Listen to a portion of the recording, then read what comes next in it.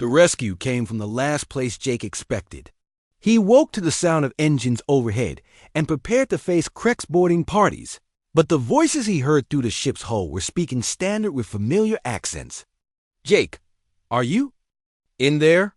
The voice belonged to Captain Ryan Cole, the colony administrator from New Harmony. "We're here to get you out." Jake helped Zara to the airlock, where they found not just Ryan, but a dozen other colonists in makeshift armor carrying mining equipment converted into weapons. Behind them, 3 colony ships hovered in the asteroid's thin atmosphere. "How did you find us?" Jake asked as they climbed aboard the rescue vessel. "Your friend here sent out a coded distress signal before your engines died," Ryan explained, nodding toward Zara. "Took us 2 weeks to track it down and get here without alerting the Krex patrols." Jake looked at Zara in surprise. "You called for help?" Zara nodded shyly. "This one remembered something you said about families sticking together." This one thought, "Perhaps it worked both ways." Ryan smiled. "When we got that signal, every volunteer on the colony signed up for the rescue mission. Nobody gets left behind, especially not people who risk their lives helping us." The trip back to New Harmony took 3 days. During the journey, Jake learned that the colonists had not just come to rescue them.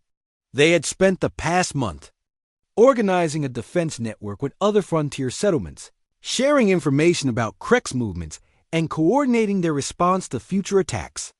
"We're tired of running," Ryan explained. "These Outer Rim colonies may be small, but together we have enough ships and people to make the Krex think twice about attacking civilians." Jake was amazed by what the colonists had accomplished. They had turned their scattered communities into a mutual defense alliance, all because they refused to let intimidation win. It was exactly the kind of thing that made him proud to be human. New Harmony had been rebuilt in the weeks since the attack. The damaged sections had been repaired and new defensive systems installed. But the most important change was in the people themselves. They no longer looked like frightened refugees. They looked like a community that had found its strength. "We want you both to stay," Ryan told Jake and Zara as they toured the renovated colony. "Jake, we need experienced pilots for our cargo runs. And Zara, our technical systems could use someone with your skills." Jake looked at Zara to see what she thought. She was staring at the children playing in the colony's central plaza, watching them with the same wonder she had shown when learning about human customs. "This one would like that," she said quietly, "if Jake agrees." "I think it sounds perfect," Jake replied. They settled into life on New Harmony more easily than Jake had expected. He took over coordination of supply runs between the allied colonies, while Zara worked with the engineering teams to improve their defensive systems. For the first time since leaving Earth, Jake felt like he was building something instead of just surviving. But it was Zara's transformation that truly amazed him. Away from the constant fear of capture, she began to bloom like a flower finding sunlight. She learned to laugh at jokes and express opinions about everything from food to music. She made friends among the colonists and even started teaching some of the children about astronomy and navigation. Most importantly, she stopped referring to herself as this one and began using the word "I" like it belonged to her.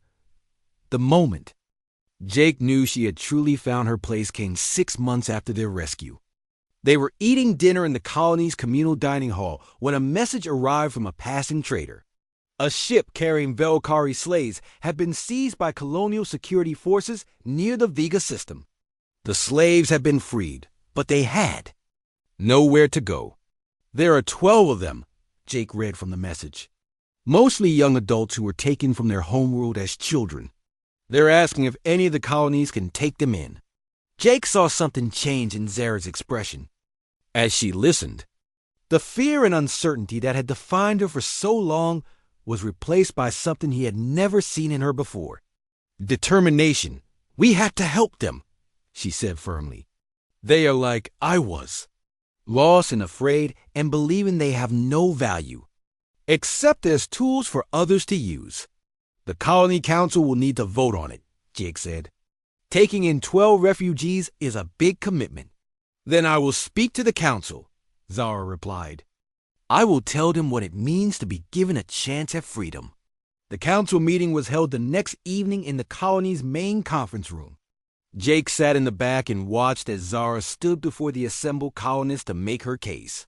She had spent all day preparing her speech, but when the moment came, she spoke from her heart instead.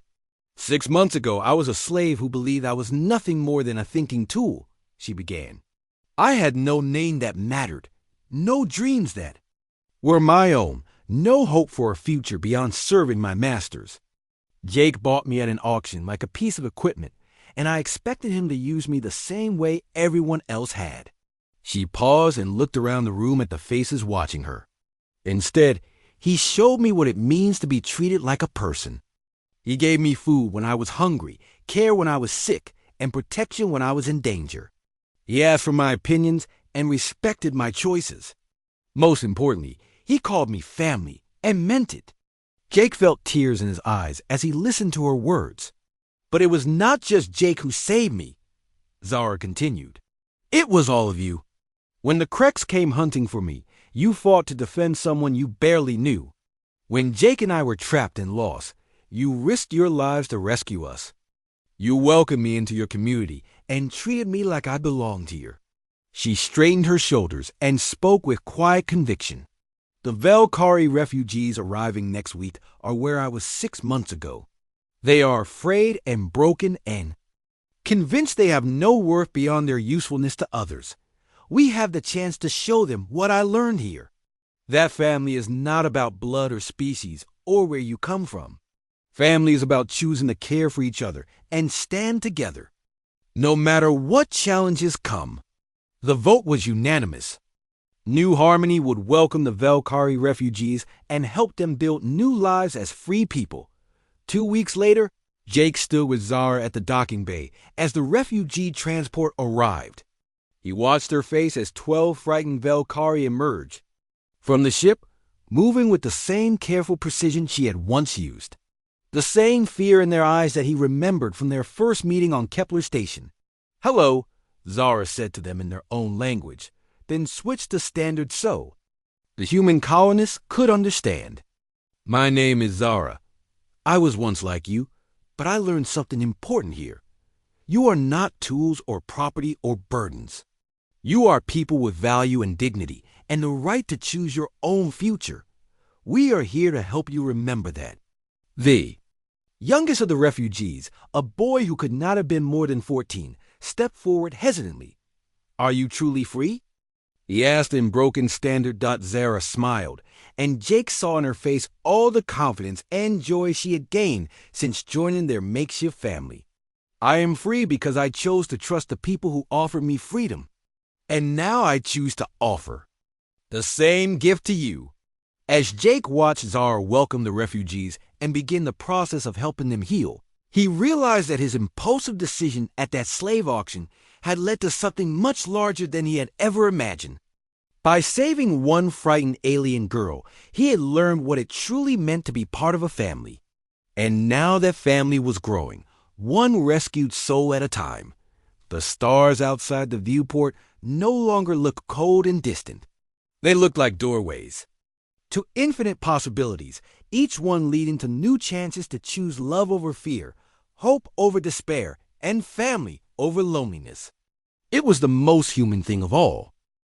50 minutes into what should have been a 3-minute execution, and Zexstar was barely able to stand. Her 4 arms hung at her sides like broken machinery, and her breathing came in short, desperate gasps. Sweat mixed with blood from dozens of small cuts covered her armored hide, and her black eyes had lost their fierce glow.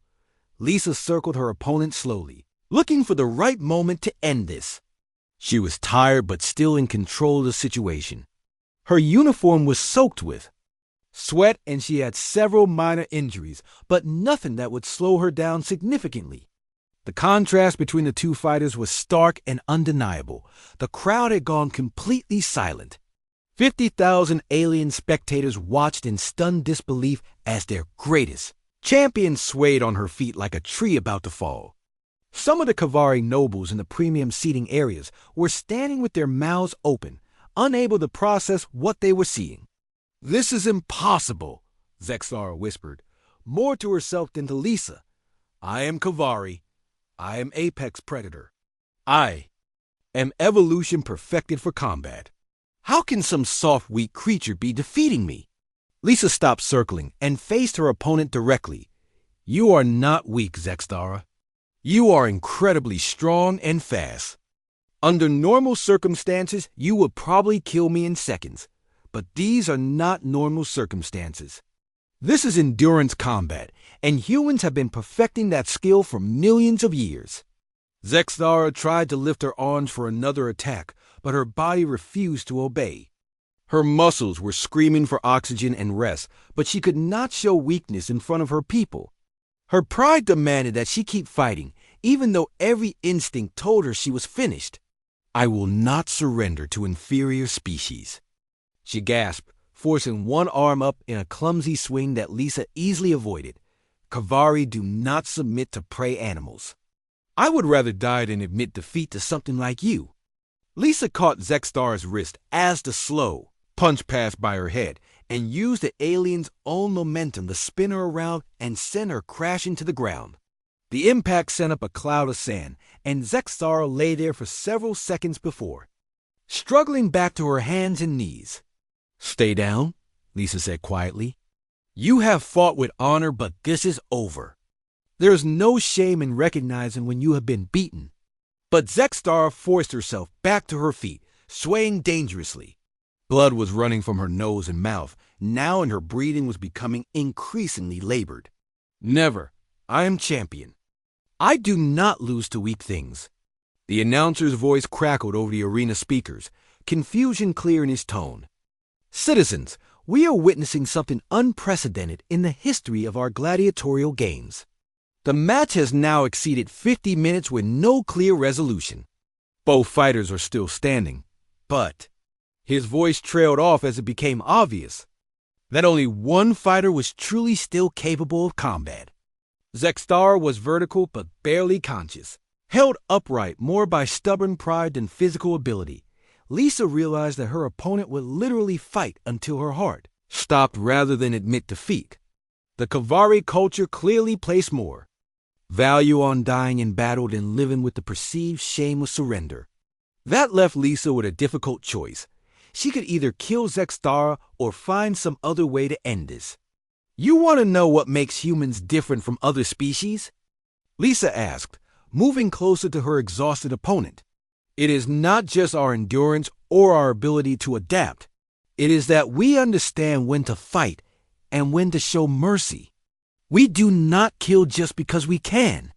Zexara tried to focus her eyes on Lisa, but was having trouble tracking movement.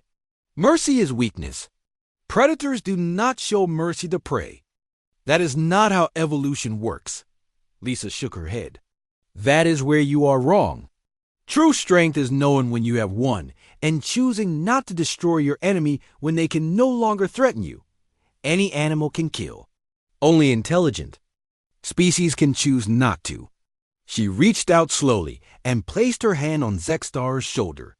The alien was so exhausted, she did not even try to pull away. You fought well, champion. Your people should be proud of your courage and skill. But this fight is over. Zexara's legs finally gave out and she sank to her knees in the sand. Her forearms hung uselessly at her sides and her head dropped forward in defeat. For the first time in her life, the unbeatable gladiator had been broken not by superior strength, but by an opponent who simply refused to quit. Kill me then, she whispered, her voice barely audible over the shocked murmurs of the crowd. Take your victory and end this humiliation. I cannot live with the shame of losing to something so small and weak. Lisa knelt down beside her fallen opponent and spoke quietly so only Zexara could hear. You are not weak. You are one of the strongest fighters I have ever faced. The only reason I won is because my species evolved differently than yours. We developed endurance instead of raw power. That does not make either of us better or worse. Just different. Tears were running down Zexara's face now, cutting tracks through the dirt and sweat. The sight of their mighty champion crying was more shocking to the crowd than anything else that had happened. Kavari warriors did not cry, especially not in public. "Please," Zexthara begged, the word foreign on her tongue, "end this. I cannot bear the shame of defeat. My honor demands death rather than submission to an inferior being." Lisa stood up and addressed the crowd in a voice that carried clearly throughout the silent arena. "Citizens of the Kavari Empire, your champion fought with incredible courage and skill. She is not inferior to anyone. She simply faced an opponent whose strengths matched up well against hers. That is not shameful. That is combat." She turned back to Zexthara, who was still kneeling in the sand. "I will not kill you because you have been defeated. Where I come from, we help fallen enemies when the fight is over. We do not execute them for entertainment." The crowd erupted in chaos. Some aliens were cheering Lisa's display of mercy, while others were demanding that she finish the job according to arena tradition. The confusion was so great that security forces started moving toward the arena floor. Unsure of what they should do, Zexthara looked up at Lisa with an expression of complete bewilderment. "Why? Why would you spare me when I would have killed you without hesitation? What do you gain from showing mercy to an enemy?"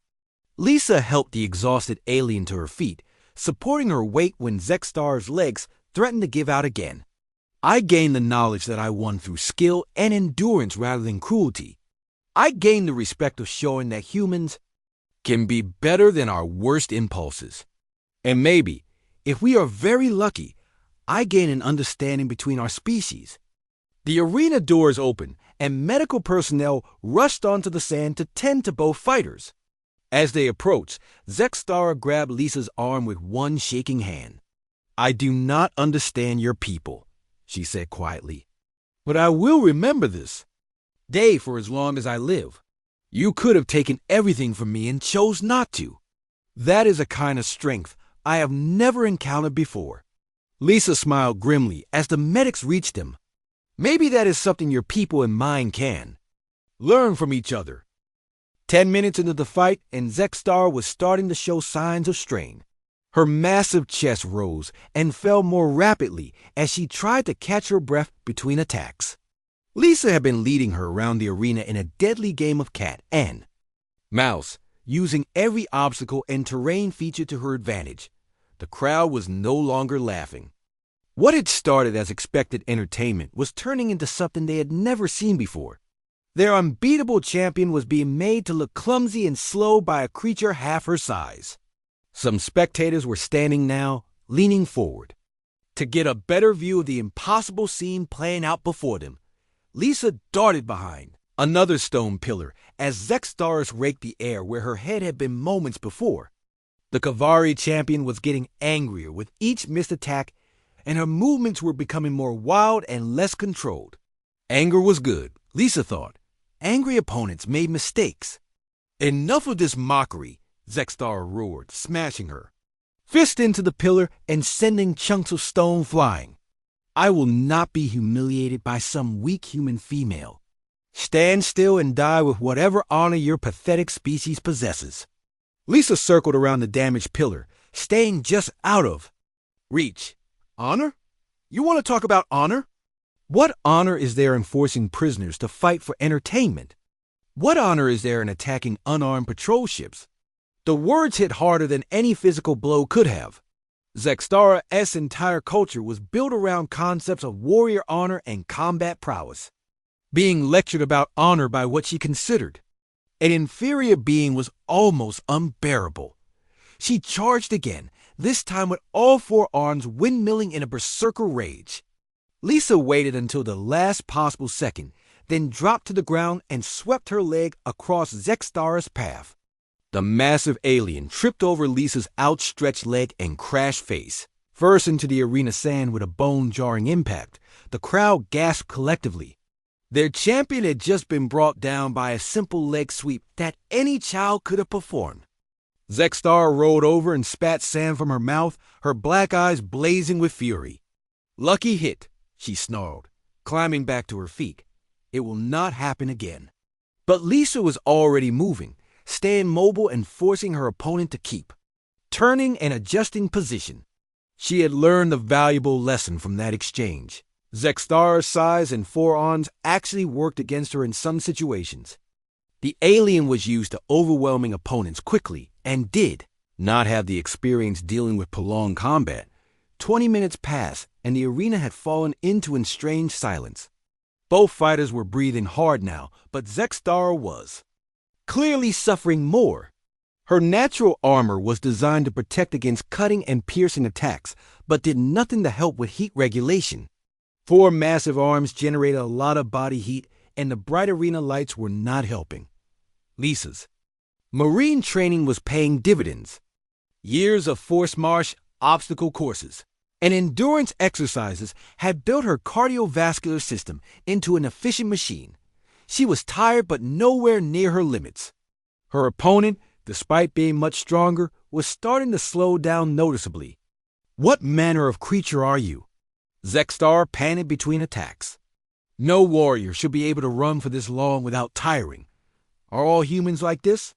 Lisa dodged another swipe and landed a quick jab to Zextara's elbow joint where the armor plating was thinner. "We are persistent hunters. On our world, we used to chase prey animals for hours until they collapsed from exhaustion. Then we would walk up and finish them off." The psychological impact of her words was immediate and visible. Zextara's eyes widened as she began to understand what was happening. She was not the hunter in this scenario. She was the prey being slowly worn down by a predator that never tired. "Impossible," she gasped, backing away for the first time since the fight began. "You are too small, too weak.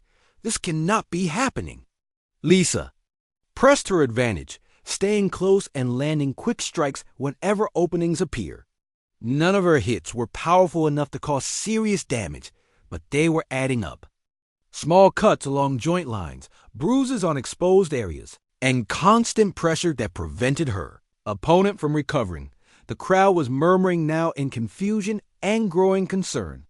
Some of the alien spectators were actually cheering for Lisa, impressed by her display of endurance and tactical thinking.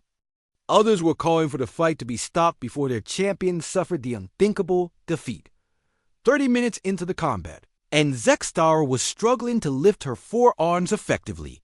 Her breathing was labored and sweat was pouring down her armored hide. She had never experienced anything like this level of sustained combat before. Her previous fights had all ended within the first few minutes through overwhelming displays of strength and speed. "You fight like a coward," she wheezed, trying one more desperate charge. A true warrior faces death with courage, not by running away like some frightened animal. Lisa sidestepped the clumsy attack and landed a solid punch to Zextara's kidney. Area. The big alien grunted in pain and stumbled forward, barely keeping her balance. "I am not running away," Lisa replied calmly. "I am hunting you. Every step you take, every swing you miss, every breath you waste chasing me makes you weaker. That is how humans fight. We do not need to be the biggest or strongest.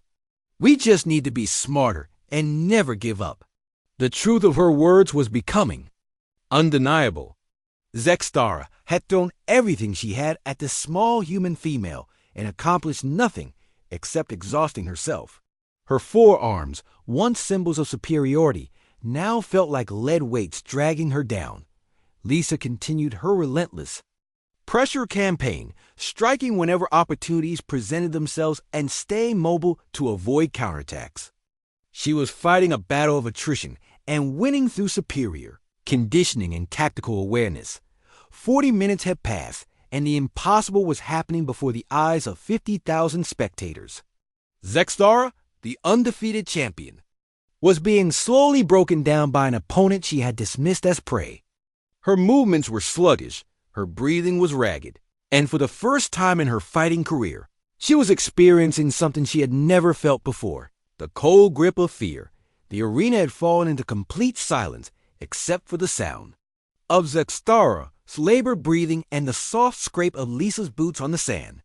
Everyone was witnessing something that would be talked About for generations to come, Lisa could see the defeat in her opponent's eyes, even though the fight was not officially over.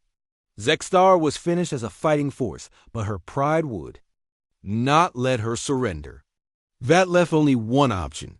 Lisa would have to finish this on her own terms and show these aliens what human mercy looked like. The energy barrier dissolved, and Lisa stepped into the arena under lights so bright they made her eyes water. The roar of the crowd hit her like a physical force as 50,000 alien voices cheered and howled with bloodthirsty excitement. The arena floor was covered with pale sand that crunched under her boots, and the air smelled of metal and something that reminded her of burning plastic dots. She looked up at the massive crowd surrounding the circular fighting pit. Most of the spectators were Kavari, but she could see other alien species scattered throughout the stands. All of them seemed to be enjoying themselves immensely as they pointed at her and made gestures she assumed were not friendly.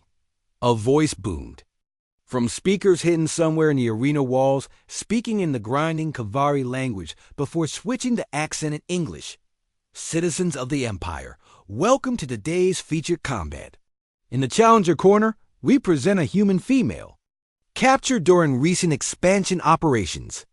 Weight 63 kilograms, height 168 centimeters, species classification weak and pathetic. The crowd erupted in laughter, and Lisa felt her face burn with anger. She had expected mockery, but hearing it broadcast to thousands still stung. She forced herself to stay calm and study the arena layout. There were scattered stone pillars about 3 meters high, a few metal barriers, and what looked like weapons racks along the walls. The fighting area was roughly 50 meters across, with high walls topped by energy barriers to keep gladiators from reaching the spectators. And now, the announcer continued, the moment you have all been waiting for.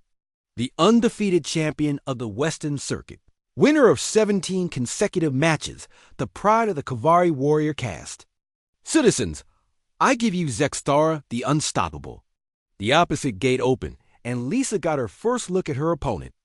Zexstar was even more intimidating in person than Pip had described. She stood nearly 8 feet tall with 4 heavily muscled arms and legs like tree trunks. Her natural armor plating was polished to a dark shine and covered most of her body except for the joints. Her head was elongated with small black eyes and a mouth full of razor-sharp teeth. Most disturbing were her hands, each tipped with claws that looked sharp, enough to cut through steel. The crowd went absolutely wild as their champion raised all 4 arms and roared a challenge that echoed off the arena walls. She moved with surprising grace for something so large, practically dancing across the sand as she showed off for her fans. Every movement demonstrated the raw power contained in her massive frame. Zexstara noticed Lisa, and her expression changed to one of amusement. She walked over slowly, clearly enjoying the moment. When she spoke, her voice was deep and filled with contempt. So this is the mighty human warrior they brought me to fight. You are even smaller than I expected. Little soft skin. I have crushed insects larger than you. Lisa remained silent and continued studying her opponent. Zexstara was built for power and speed, but that size came with disadvantages. Her movements, while graceful, showed she was used to ending fights quickly through overwhelming force. Her breathing was steady now, but Lisa wondered how long she could maintain that with 4 arms to supply oxygen to. Are you mute, tiny creature? Zexstar continued, stepping closer. Perhaps you are already paralyzed with fear. That would be disappointing. I was hoping for at least a few minutes of entertainment before I crush every bone in your pathetic body. The crowd was eating up every word, cheering each insult their champion delivered. Lisa could see betting displays around the arena showing odds that were heavily against her survival. Some bets were not even about whether she would win or lose, but about how many seconds she would last.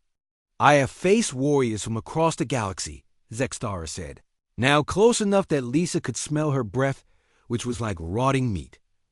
Zoran berserkers who feel no pain. Vexian blade dancers, who move like liquid lightning.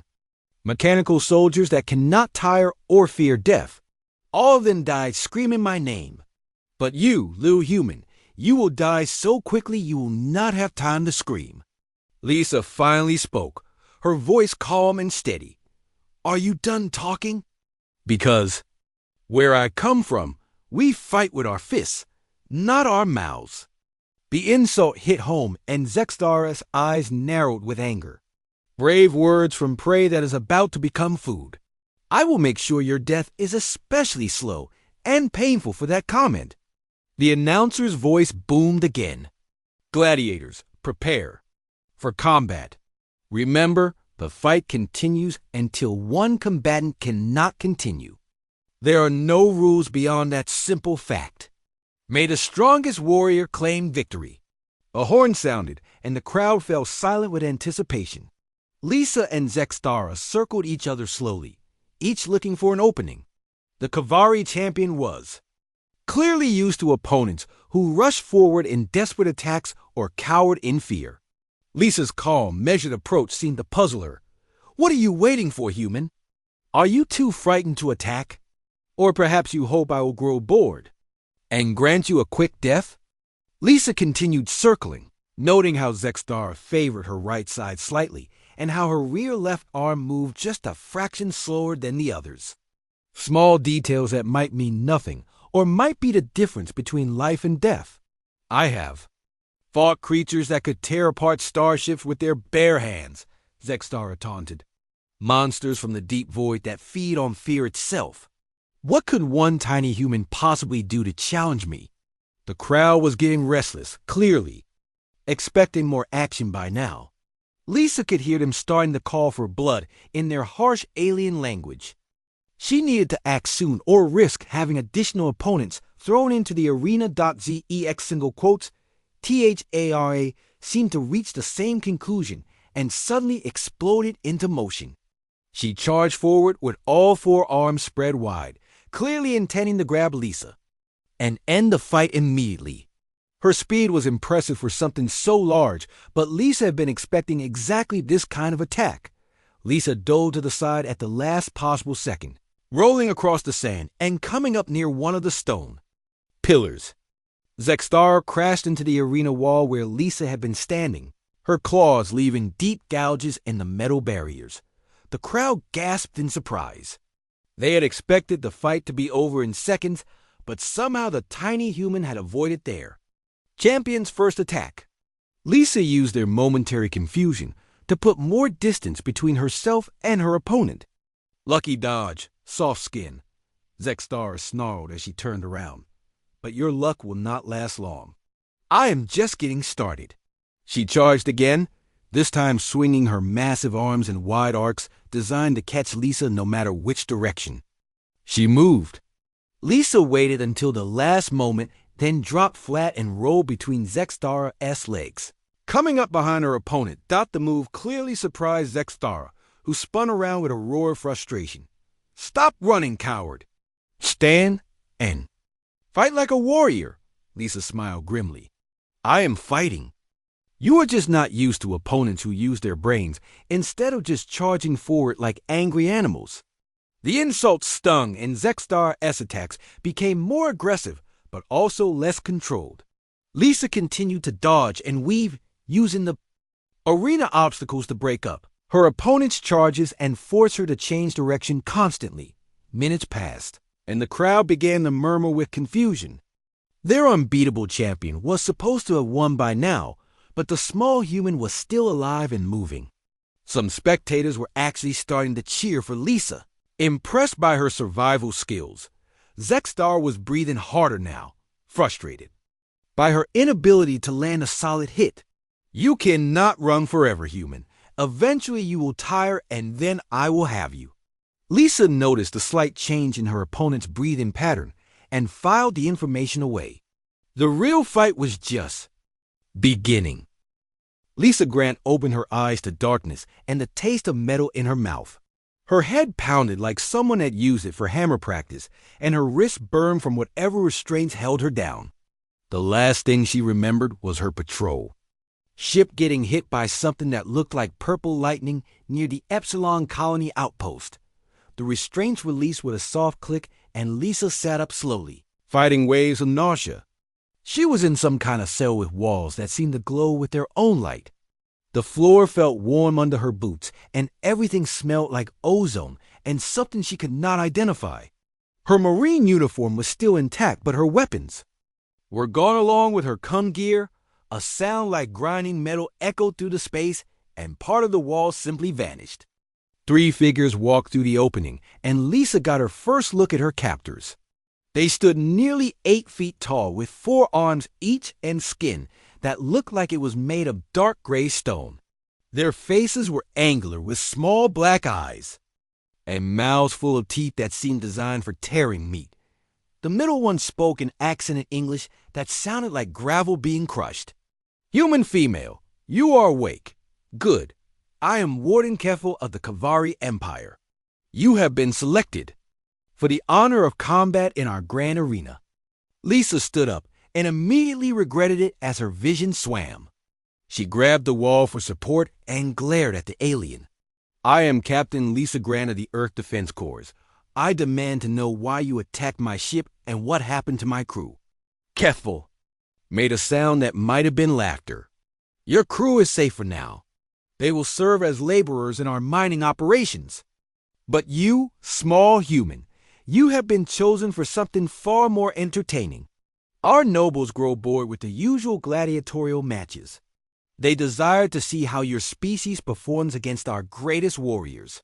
The words hit Lisa like a physical blow.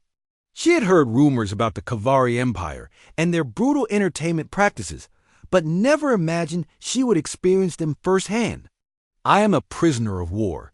There are laws about the treatment of captured military personnel." "Your human laws mean nothing here," Keffel said, his 4 arms gesturing dismissively. "You are in Kavari space now. Here you will fight or you will die. Those are your only choices." One of the other aliens stepped forward, carrying what looked like a metal collar. Lisa backed against the wall, but there was nowhere to go. The device snapped around her neck with a soft beep, and suddenly she felt a strange tingling sensation throughout her body. "The collar will translate our speech and monitor your vital signs," Keffel explained. "It will also deliver punishment if you attempt to remove it or attack any Kavari outside the arena. Consider it a leash for a dangerous animal." Lisa touched the collar and felt a mild shock run through her fingers. The alien was right about one thing. She was trapped. But Marines were trained to adapt and overcome no matter what the situation. She needed information, and she needed to find a way to survive long enough to figure out an escape plan. "What kind of combat are you talking about?" she asked, trying to keep her voice steady. "Single combat against our finest warriors. The rules are simple. Fight until one of you cannot continue. Victory brings better treatment. Defeat brings death. The matches are broadcast throughout the Empire for the entertainment of our citizens." Keffel turned to leave but paused at the opening. "Your opponent has been selected. Zexthara, current champion of the Western Arena Circuit. She has won 17 consecutive matches against warriors from across the galaxy. You should feel honored to face such a legendary fighter before you die." The aliens left and the wall reformed, sealing Lisa back in her cell. She sank to the floor and tried to process what had just happened. She was going to be forced to fight some alien champion in front of a crowd for their amusement. The whole situation felt like something out of an ancient Roman gladiator story. Hours passed before another section of wall disappeared and a different alien appeared. This one was smaller than the guards and carried a tray of food and water. It set the items down without speaking and started to leave. "Wait," Lisa called out. "Can you understand me?" The alien paused and nodded once. Its collar must have had the same translation function as hers. "What can you tell me about Zexthara?" The alien looked around nervously, then spoke in a whisper. "She is death incarnate. 4 arms like all Kavari, but faster and stronger than most. Her natural armor is thicker than normal, and her claws can cut through metal. She enjoys causing pain and often extends matches longer than necessary to increase the suffering of her opponents. Has anyone ever beaten her? No. She has fought Zoran berserkers, Vexian blade dancers, even a mechanical warrior from the Nexus Collective. All died screaming, "You are human, yes? I have never seen one of your species before. You seem very small and soft." Lisa managed a grim smile. "We are tougher than we look. What is your name?" "I am called Pip. I serve food to the gladiators." "Most ignore me, but you spoke to me like I was a person." "That is unusual. Where I come from, everyone deserves basic respect regardless of their job or species." "How long do I have before the match?" Pip checks something on a small device. 3. Standard days. The arena masters want to build anticipation among the audience. Betting is already heavy in favor of Zextara. No one expects you to survive more than a few minutes. After Pip left, Lisa ate the food which tasted like cardboard, mixed with sand, but provided nutrition. She spent the next several hours examining every inch of her cell looking for weaknesses or hidden monitoring devices. The walls were seamless and appeared to be made of some kind of energy rather than solid matter. The collar around her neck was her main concern. Any escape attempt would have to account for its monitoring capabilities. She began a routine of exercises to keep her body in fighting condition. Push-ups, sit-ups, shadow boxing, stretching. Her military training had prepared her for a lot of situations, but fighting an 8-foot-tall alien gladiator had not been covered in boot camp doc over the next 2 days. Pip brought regular meals and Lisa gradually learned more about the arena and her opponent. The Kavari viewed combat as the highest form of art, and their champions were treated like celebrities. Zextara had been fighting for over a decade and had never shown mercy to a defeated opponent. She was known for her psychological warfare tactics, often mocking her enemies in their own languages before killing them. The arena itself was massive, capable of holding over 50,000 spectators. It featured various obstacles and terrain features that could be changed between matches. Weapons were sometimes provided, but more often gladiators were expected to fight with whatever natural abilities they possess. On the morning of the 3rd day, Kefil returned with several guards. "It is time, human. Your audience awaits." Lisa was escorted through corridors filled with alien spectators who pointed and laughed at her appearance. She could hear the roar of the crowd growing louder as they approached what must be the arena. Entrance. Her heart was pounding, but her mind was clear and focused. She had survived marine training, combat missions, and impossible odds before. This was just another challenge to overcome. The entrance to the arena was a massive archway filled with shimmering energy. Beyond it lay sand and stone under bright artificial lighting. In a few minutes, she would face her opponent in front of thousands of aliens who expected to watch her die for their entertainment. Lisa took a deep breath and stepped forward into whatever came next.